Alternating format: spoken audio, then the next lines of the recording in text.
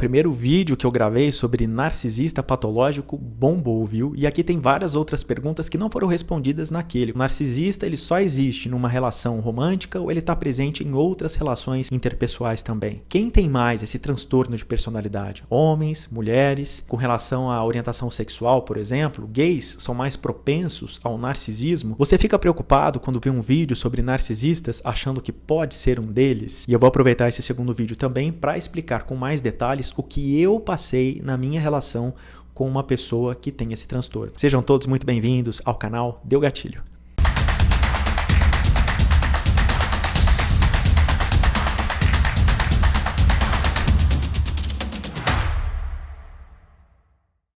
Para quem não me conhece ainda, o meu nome é Rodrigo Ziviani, eu sou meio jornalista, quase psicólogo. Curta, se inscreva, compartilhe o conteúdo, isso tudo faz muita diferença e eu te agradeço de coração. Eu tenho um canal pequeno com vídeos que tem aí algumas dezenas de visualizações e esse vídeo em especial sobre o narcisismo explodiu. Isso significa que é um tema que atrai o interesse de muita gente, que mobiliza muitas pessoas, principalmente porque está todo mundo morrendo de medo de se relacionar com uma pessoa narcisista e muitas vezes não conseguir identificar as características próprias desse transtorno. Um narcisista patológico não está presente apenas em relações amorosas. O narcisista no trabalho é um dos mais fáceis de serem identificados. Se você está ao lado de uma pessoa que gosta de tirar o tapete do outro, de querer cargos de chefia a qualquer custo, de ser o centro das atenções nas reuniões, de depender de elogios, de se incomodar com o elogio do outro, desconfia. Filhas de mães narcisistas, por temerem o abandono, acabam desenvolvendo um outro transtorno,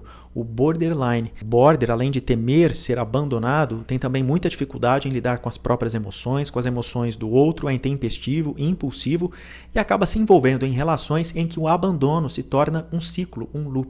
Lembrando que o narcisista é sempre aquele que pensa somente em si, não se importa com seus sentimentos, com seu sofrimento. Você vai ser sempre uma fonte de suprimento para ele. Vai te isolar de seus amigos, vai te isolar da sua família em muitas ocasiões. Quer ser o sol da sua vida, mas é um sol que queima, que machuca, que humilha. Isso é muito importante a gente entender para poder fugir desse tipo de situação quando a gente identificar as características ou sinais. Uma curiosidade, o narcisismo é mais comum em homens, mas tem muita mulher narcisista por aí. Já em relação à orientação sexual, entre os gays, a prevalência é ainda maior. Eu ia muito pelo senso comum. Para mim, narcisista era aquela pessoa que gostava de se arrumar, de se olhar no espelho. A gente vem muito condicionado pelo mito do narciso, aquela pessoa que tem uma autoestima elevada, né, que de vez em quando gosta do aplauso, do like. Todo mundo tem um pouco de narciso.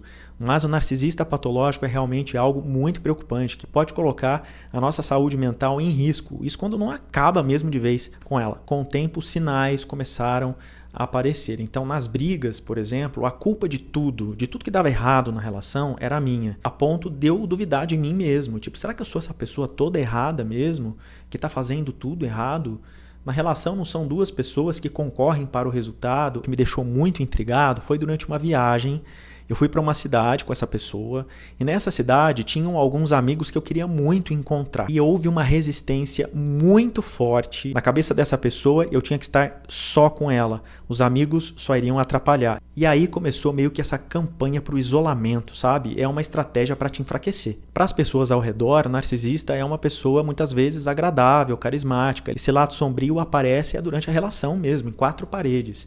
E aí muitas vezes você vai contar o que está acontecendo, situações pelas quais você passa e as pessoas não acreditam. Me lembro também de uma discussão em que eu ouvi coisas desagradáveis, tipo, a sua família também não te suporta, ninguém gosta de você. Isso começou a afetar a minha autoestima. Eu fiquei viciado nesse ciclo, foi um relacionamento ioiô, foram várias idas e vindas.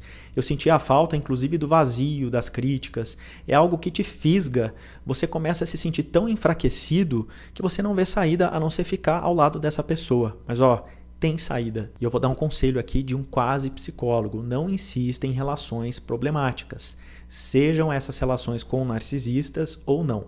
Relacionamento ioiô nunca vai dar certo. Depois desse ciclo de abuso narcisista, eu consegui me libertar, mas depois de ficar muito firme na minha decisão de não voltar mais para essa relação, outra coisa importante em casos de relações narcisistas, cortar o contato. Me peguei pensando em algumas atitudes que eu tive ao longo da minha trajetória que não foram necessariamente as melhores.